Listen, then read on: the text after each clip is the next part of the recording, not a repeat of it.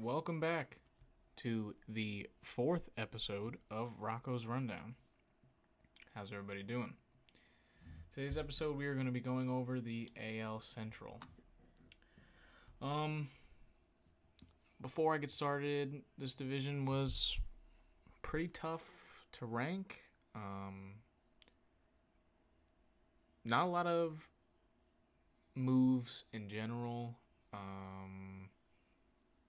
But the division was surprising last year. I don't think a lot of people thought the AL Central was going to be as competitive as it was, as deep as it was. Yet it was more competitive and wound up putting in a handful of playoff teams. Two of them having pretty good seasons, upsetting a lot of teams in the playoffs.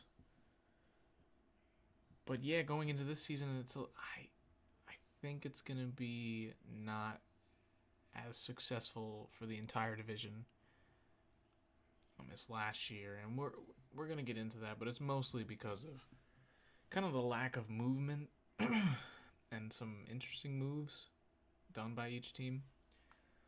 But anyway, first we'll get into the over-unders. So obviously this is how I think it's gonna end up. Royals win the division. Twins might make the playoffs. I gotta look at the AL as a whole, but we'll put them as a bubble team. Guardians probably not. Tigers and then White Sox. Quickly the over-unders. Royals are 82.5. I feel pretty good about that. I would take the over pretty comfortably. The Twins, I would also say over, but maybe barely, like 84.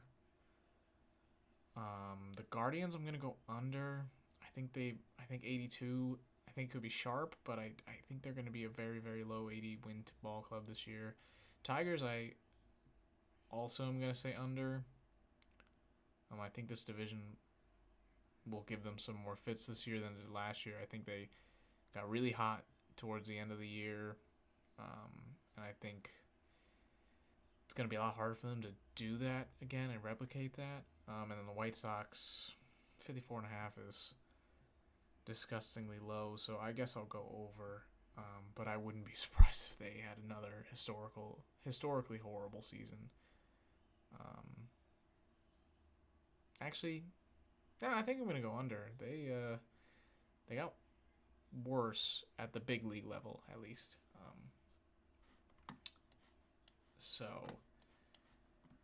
But then we'll get into, Pacoda projections.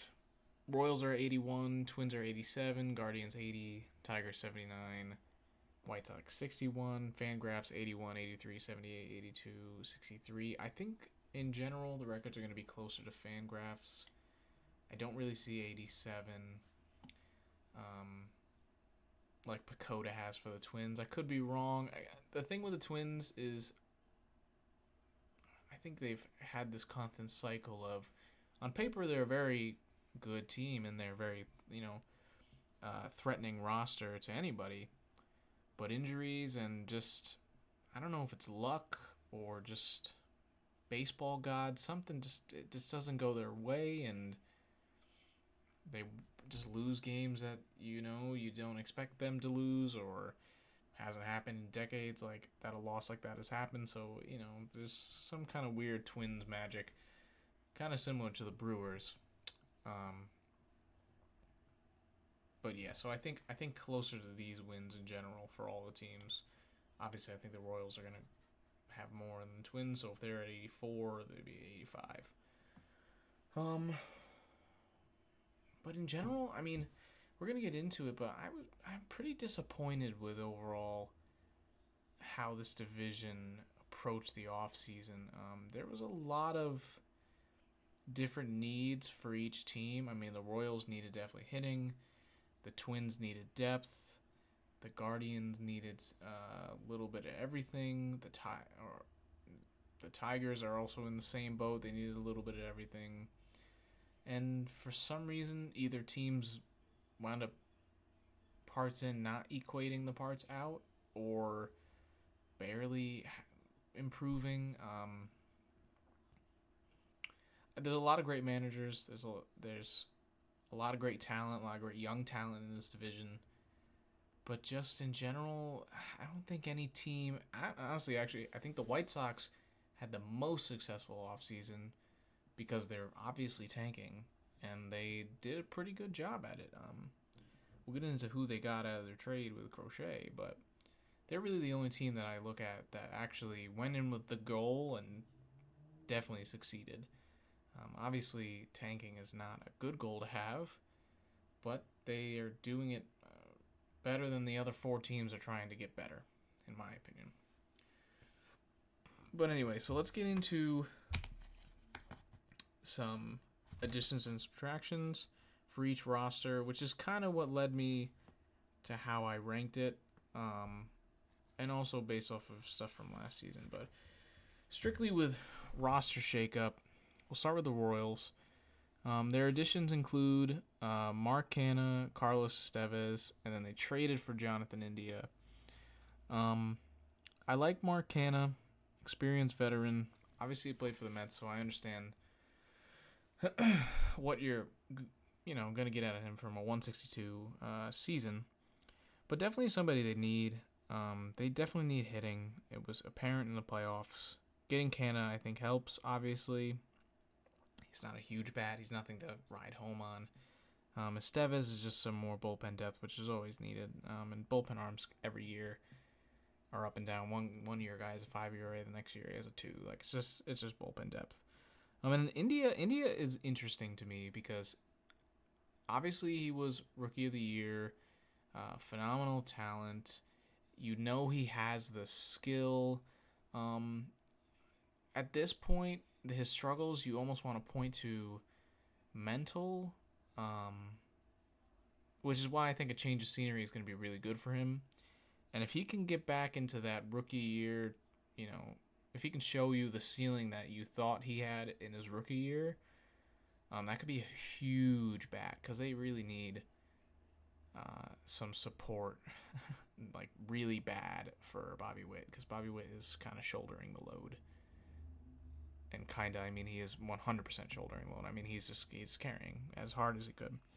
And then subtractions, notable subtractions. Obviously, they traded for Jonathan India. They had to give up Brady Singer, which is some pitching depth, which scares me a little bit with the rotation, just because they have some older guys. But to get India, I think it was obviously a fair trade. And then they lose Tommy Pham. You get Mark Canha. I think Pham,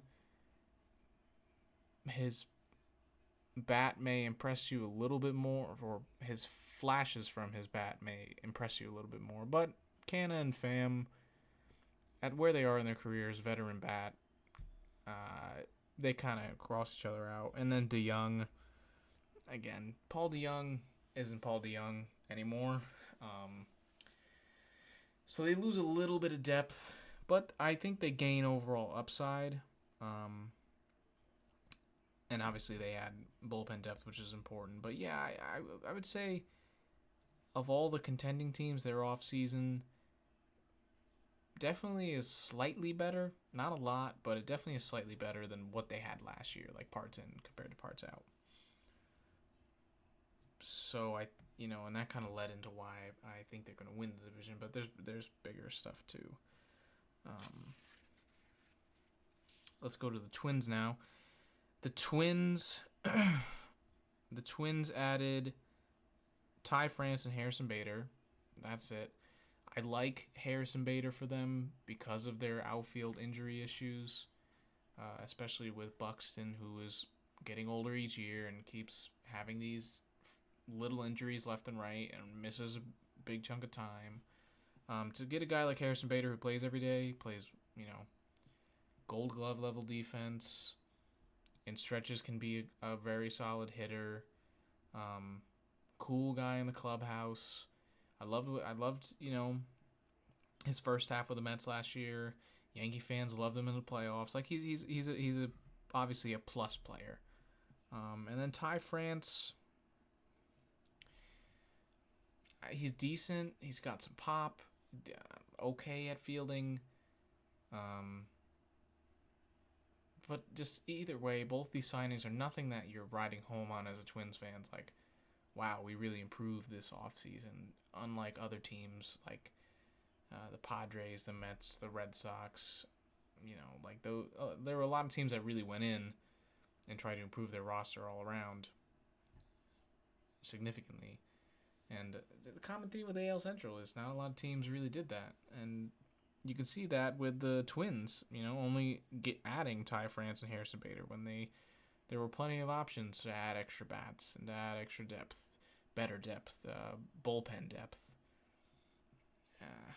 Even though they have a very solid bullpen, but either way, rotational depth, stuff like that. And then their subtractions are Carlos Santana and Max Kepler. Kepler, I'm fine with them letting go.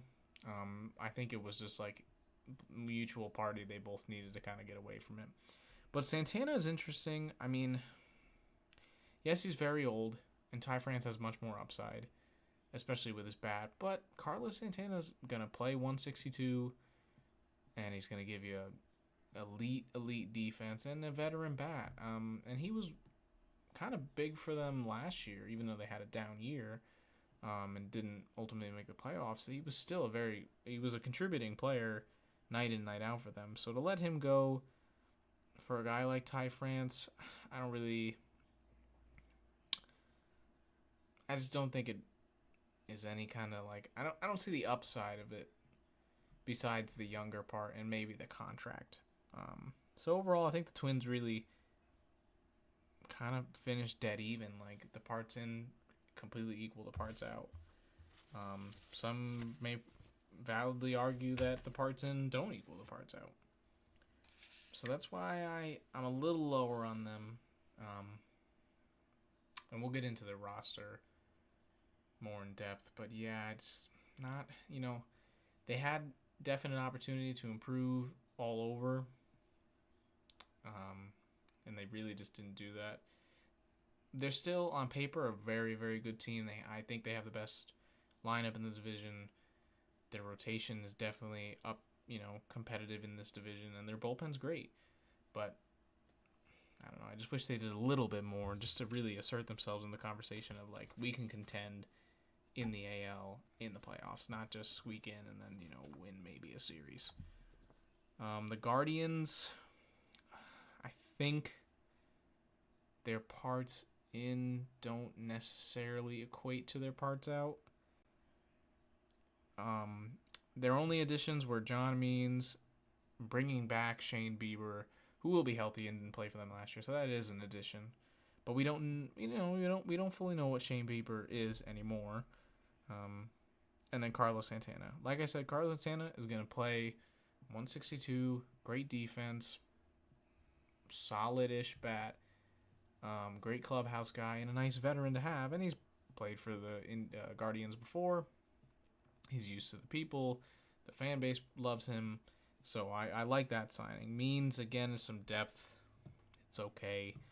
And then Bieber's a big question mark. If Bieber can be the Shane Bieber that we're used to or that we know and not the Shane Bieber we last saw, then yeah, I mean, he could be huge for their rotation, which, as you can see, is not as competitive as we're used to with the division. But again, that's a huge question mark. You can't really rely on that, and that's why I think their subtractions are more, or major compared to their additions, because they lose Josh Naylor in a trade, and they lose Andres Jimenez in a trade, which Jimenez's bat, not great. But the guy is one of the best fielders in the league, plays every single day, and puts out maximum effort, which those are guys you want on your team, especially young. He's a very young ball player. You don't know if a change of an approach, all of a sudden the guy clicks, and maybe he's never going to have pop. He's not a pop hitter, but get on base at a decent clip with that upside on the fielding that he's a plus player every single day, 160. And Naylor, you have his brother. He's been big for you in the playoffs. He's a big bat. I understand maybe contract-wise or some stuff might make you want to shy away from him, but I still think like today he's a better ball player than Carlos Santana. And even if you think it's close, at that point it's at best a wash. But I really do think that Naylor and Jimenez combined, given their ability to play majority of the season, Naylor being a plus bat, Jimenez being a plus fielder, and kind of where they got the Guardians last year, I think they lose a lot, and are really hoping that Bieber can be the Bieber we once knew, even after missing a significant amount of time, which is possible, but that's really their only avenue where their additions really are better than their subtractions. And I don't necessarily see it happening. The Tigers. So the Tigers are the only team that really didn't lose anything. But their additions, I just am not. I'm not low on. I think they're solid additions, but for what they needed, I would say they needed the most out of those four teams. And yet they added, I guess, the least, sorta. I mean, it doesn't really make sense when I say it, but they filled, but they didn't fill as much as like they really needed to continue to be competitive, and to really, for people to think like, yeah, the Tigers are, this wasn't a fluke last month and a half of the year. Like, they are a legit team. They add Jose Urquidy. Okay, depth. You get Flaherty. Flaherty's good. You finally have a two. You know, you had Scooble. You really need a guy who can just help him out every once in a while. Flaherty's great. He's played for the Tigers. You traded him away. You got some prospects. Now you get him back. So a lot of teams do that, and it's a very smart move. So Flaherty's great. Canely is a solid bullpen arm. More bullpen depth. And Glaber, listen, Glaber's second half last year was phenomenal. Guy had hit almost 300 or over 300, led off for the Yankees. Even through the playoffs, had a lackluster-ish World Series, but overall Glaber was a plus hitter last year. Probably the worst fielder in the league, but a plus hitter. So they did add, but the problem is that they needed to add more to really jump them up into the conversation of like they can win the division. Obviously, they can contend. I think this division is pretty open, but I think the other teams you feel a little bit more confident with because they have a little bit more consistency with their roster than the Tigers. And when we look at their roster, it'll kind of make sense. And then we get to the White Sox. I doubt really many people care about what the White Sox did, but just for fun, their additions include Michael Taylor, Martin Perez, Josh Rojas, Bryce Wilson, Mike Tauchman, and Austin Slater. They also get Kyle Teel and Braden Montgomery, two great prospects, trading away Garrett Crochet. And they also lose Ron Marinaccio. Overall, at best, they got a little bit of depth. And they got two really good prospects, which is good. That's the whole point of trading Crochet.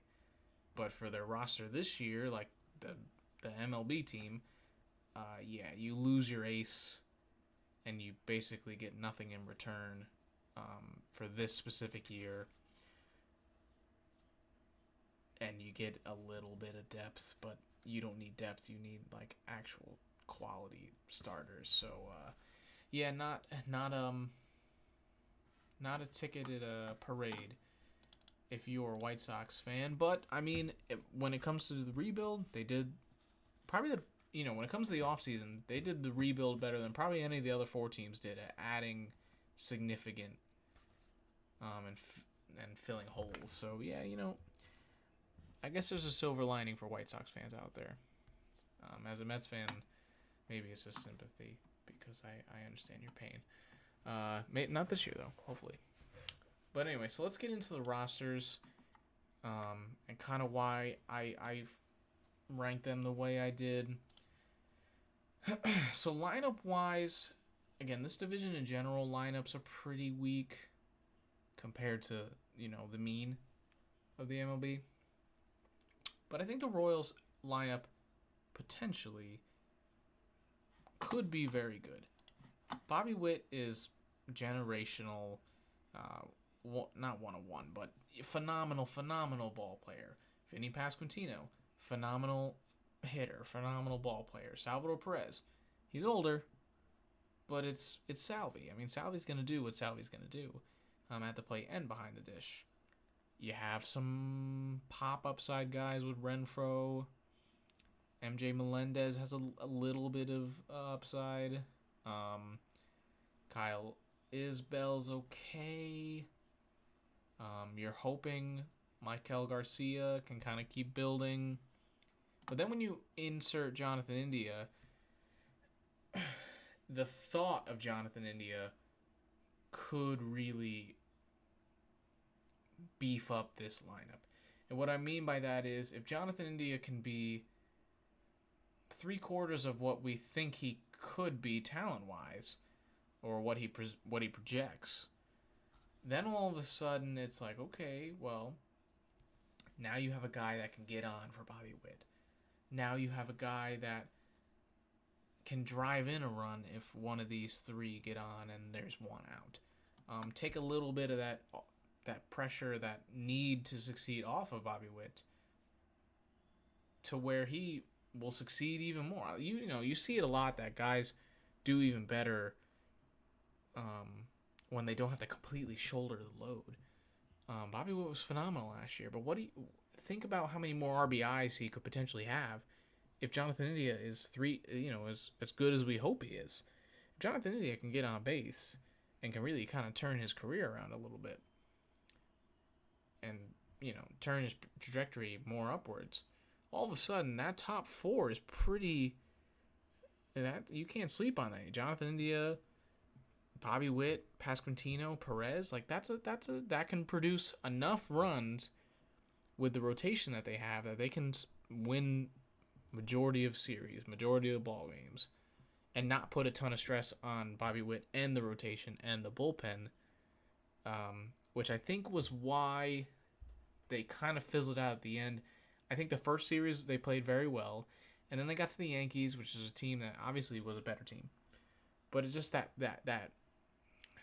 talent that the Yankees had was just a little too much, and it kind of just burned them out a little bit, the Royals, and that's why I think they ultimately couldn't compete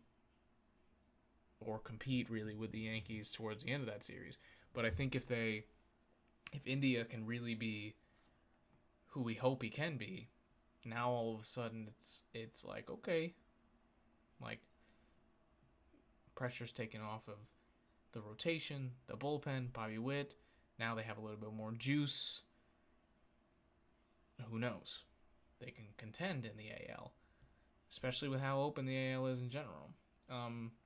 So yeah, X factor I would say is Jonathan India. If Jonathan India is who we hope he is, I think this lineup could be much scarier than it was last year. As for the rotation, the thing with this rotation is they had a great season last year, a phenomenal year, and they have some really good talent. The problem is age. Lugo's 35, Waka is 34 almost, Lorenzen's 33, Reagan's is young, and so is Bubik. But that 2, 3, 4 really needs to stay healthy and needs to eat innings and continue to pitch how they've been pitching. Especially Lugo, because Lugo had a phenomenal year last year. I don't think anybody would have projected the numbers that Lugo had, especially as a starter. Yet he was their guy down the stretch. Obviously besides Reagan's is phenomenal, but Lugo down the stretch was extremely important for them. So I think for him, he needs to kind of not necessarily fully replicate, but he needs to at least be in that same tier of I'm a very competitive number two. Or else then you start to worry about depth of the rotation, because then it's really Reagan's and three old guys who can eat innings, but what's the quality of those innings? And especially with their lineup not being a very potent offense, you kind of need Lugo to be that solid two, to at least, if him or Reagan's pitch in a series, you at least have one almost guaranteed win, and then you can kind of battle it out. If Waka or Lorenzen has one good series here and there, they'll start winning more series. So Lugo really needs to be their X factor in their rotation, which I think is more likely than maybe some people project. So yeah, Lugo I would say is their X factor for the rotation. Bullpen, I'm not as familiar with their bullpen. Obviously, I'm going to have to start watching some more Royals games to understand their bullpen a little bit more. But I would say, since you add a guy, let's say, yeah, I think if you add a guy like Estevez, obviously he was one of their big offseason additions, and I think that's important that the guy that you went out and went to get has a good year. And obviously he's projected a pretty solid year. But if he can really kind of like bolster himself as like a closer, I think that'll be very important for them. Especially because, I mean, we look at their projections, there's not a ton of, like, there's a lot of variances who will get saves. Estevez is projected 21, but Urseg is 11. So they don't have like a definite closer yet, but I think if Estevez can really, solidify the job, be the X factor in the bullpen, all of a sudden that bullpen then becomes extremely competitive. You have two decent lefties, young guys in Zerpa and Long. You have Estevez and Urseg. Harvey's good. Schreiber can be good in stretches. All of a sudden this bullpen becomes a top half of the league bullpen with a good rotation. The lineup all of a sudden flips and becomes a little bit more potent. All of a sudden you see the Royals get on a little bit of win streak and can win a lot more games than I think they have projected. Obviously it's a lot of question marks, but yeah, that's why they're X factors. When we get to the Twins,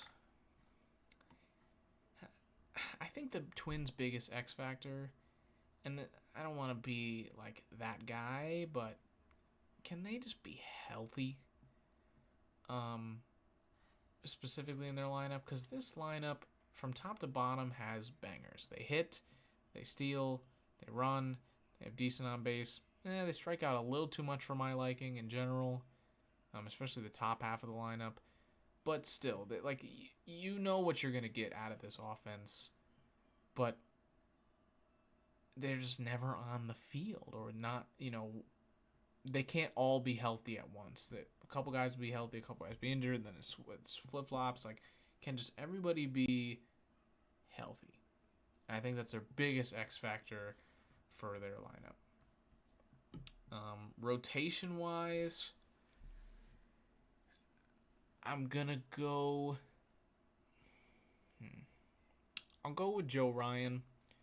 The reason why I go with Joe Ryan, Pablo Lopez is phenomenal. Ace. Very good ace in this league. Not, top 10, but very solid ace. Ober's good.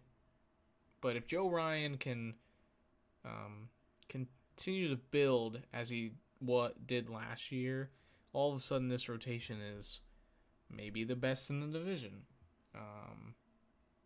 That 1-2-3 could be very, very strong, to where if a couple guys do get injured, it's not detrimental because they added some depth and their rotation is holding them down. And with their bullpen being so strong, if their rotation is also, obviously as even stronger than it was last year and can stay healthy, then all of a sudden it takes the pressure off of the offense where maybe guys, I'm not saying like the pressure makes them injured, but maybe they have a better season. There's less expectations. They are allowed to put in depth late in games so that guys aren't playing in the 7th, 8th, and 9th inning to where they're healthier. There's a lot of contributing factors, but obviously I think if Joe Ryan can really be on the same level as a solid 2 in this league, 3, keep building how he has been, get in some good innings, I think it takes a lot of pressure off of the coaching staff to where they can give their lineup rest and keep them competitive. And their bullpen in general, I'll go with Danny Coulombe only because he's the only lefty. And you really need at least one lefty. I know there were plenty of bullpens out there that had no lefties and they were phenomenal. Or one guy who was okay. But, Coulombe had a solid year. He's projected to have another solid season. But if he can even take that a little bit higher, he can be that shutdown lefty to where, you at least have a reliable lefty to go to in a late game situation where maybe you face even Ramirez. If Ramirez is used to seeing the righties, all of a sudden you bring in a lefty, Jose Ramirez might be a little shooken up. The Royals might pull up Jack Caglione or Vinny Pasquantino. There's some very solid lefties in this division and also in the AL in general. So if you can have a lefty that can kind of just force them to think, to take a different approach, that could be big for their bullpen. And I think the Twins, obviously, if they get Royce Lewis back in time, Tonkin is a big injury as well. They can be a very, very, very competitive team. And I think on paper they might be better than the Royals. I just think there's a lot of question marks with health and depth that you're more comfortable with the Royals. Because at worst, they're going to be exactly what they were last year. And they were a playoff team last year. So that's why I like the Royals over the Twins. But I think the Twins have maybe a little bit more upside. But again, health is a major concern. The Guardians,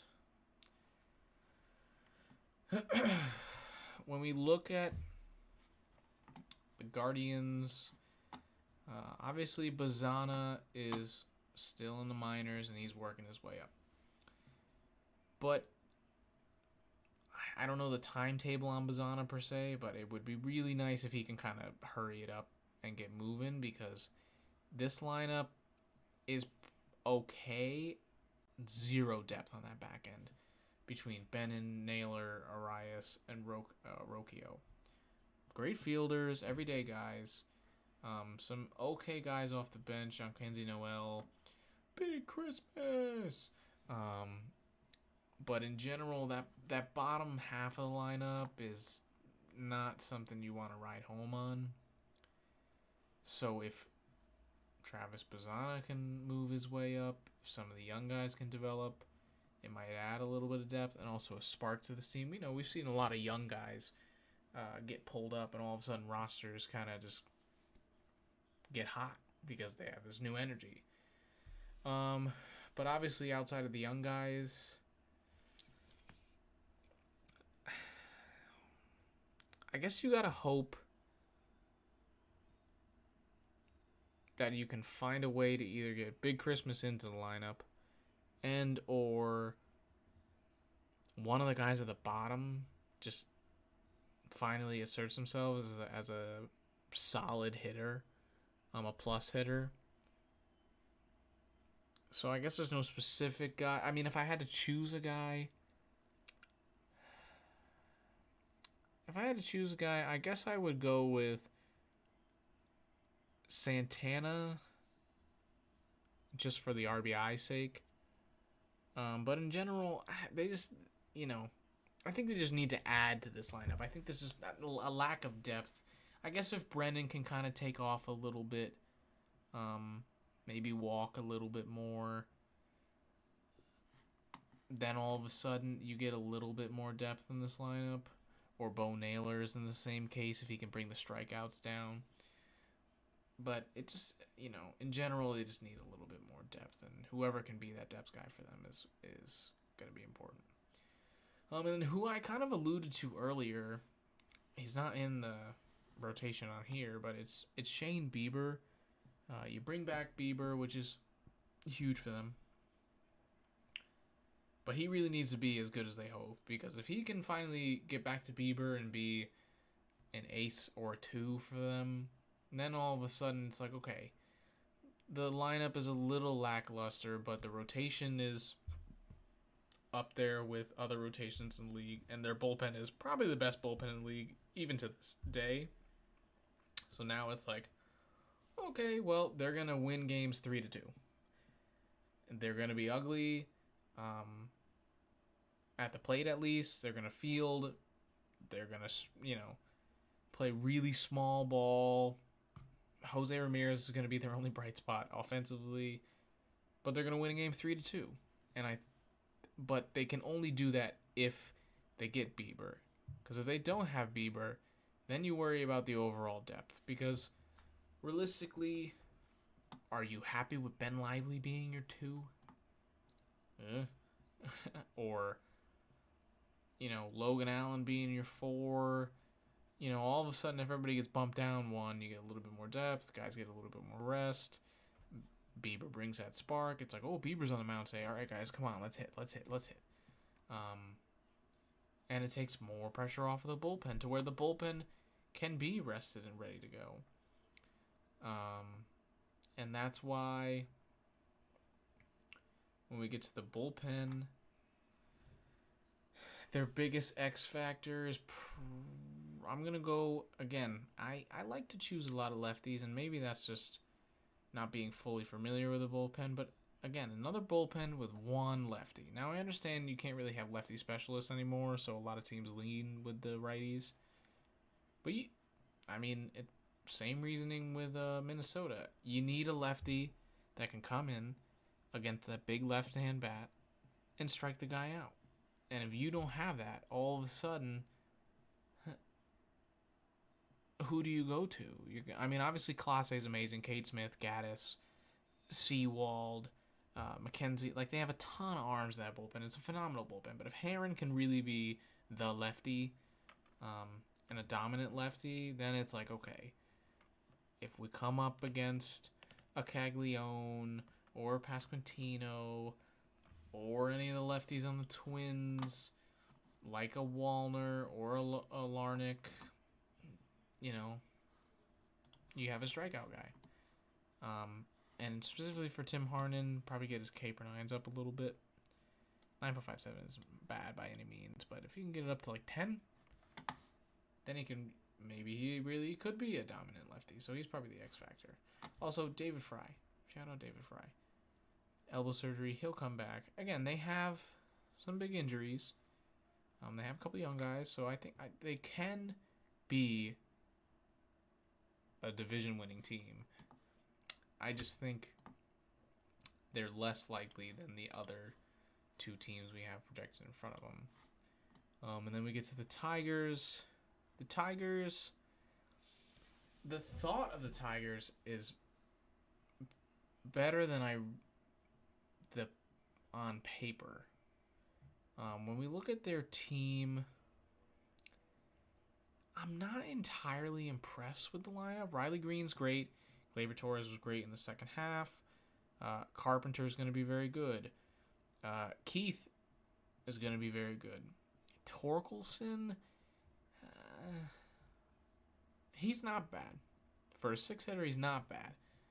But then it kind of just dies out from here. Sweeney's really young, good fielder. Baez is literally the definition of a strikeout.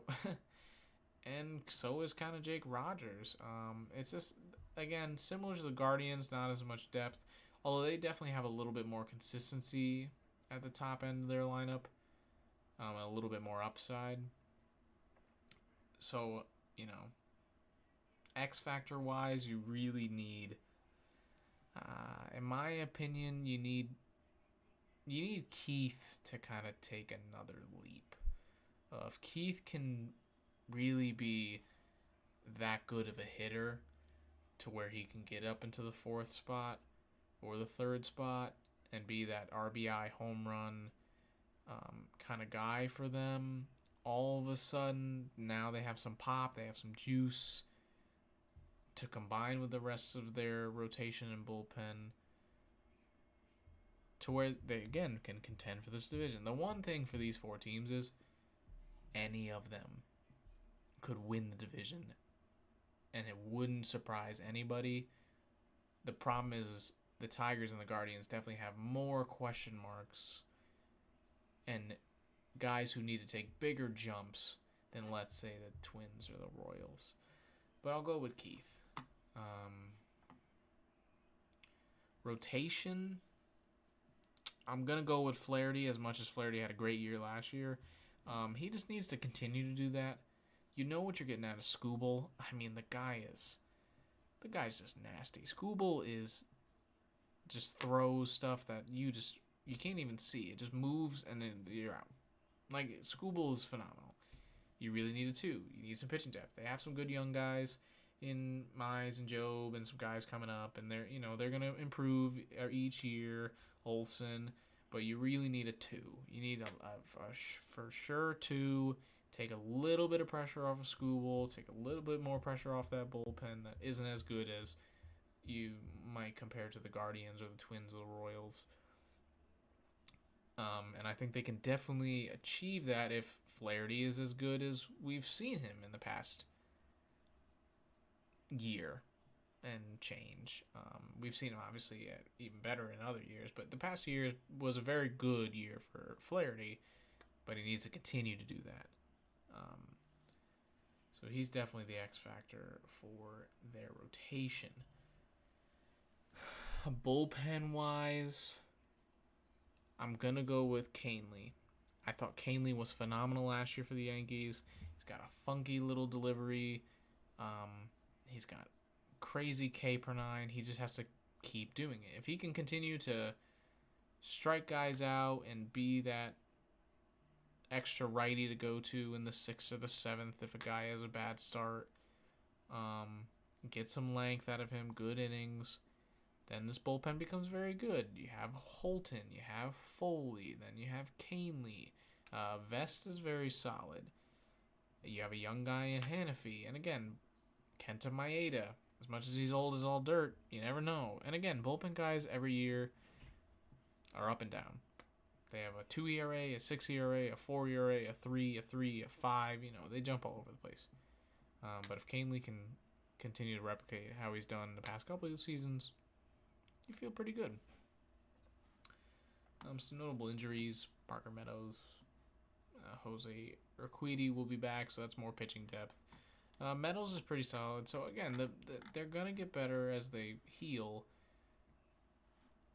but I'm just not entirely sold on guys like Torkelson, or Carpenter, or Wenceel Perez. Like, for what they were for the better part of last year, they were 500, slightly below 500 team for a lot of last year. And then they got really hot, which doesn't mean that they can't now be above 500 and win the division. And just, you're a little bit more skeptical with them than, let's say, the Guardians or the Twins or the Royals. So, yeah, that's why they're 4. And to no surprise, no shocking, the White Sox are dead last. I don't want to give X factors, but just for their rebuild, Luis Robert really has to pop off, and Benintendi, one of those two, just for trade value. But really, Robert, They're not going to be competitive. I don't want to be mean, but they're just not going to be competitive at all. So you really want to get the most value out of Robert come trade deadline. Rotation.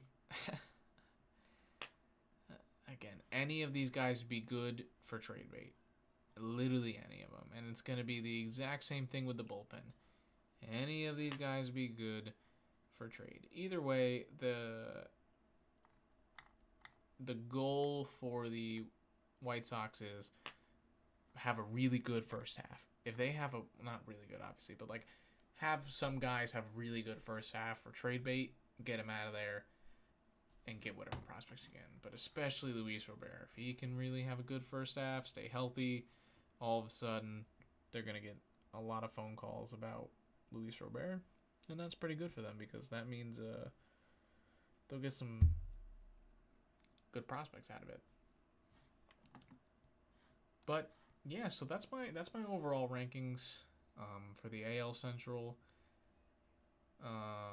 Soon I'm gonna pop out the AL East is next. I know I've been doing NLAL, but I want to save the NL East for last, obviously because I'm a Mets fan. And also I feel like I'm more in tune with those rosters than any other division.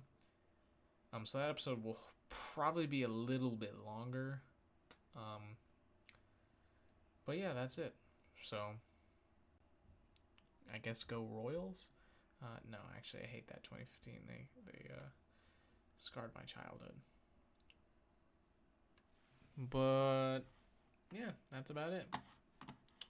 Till next time.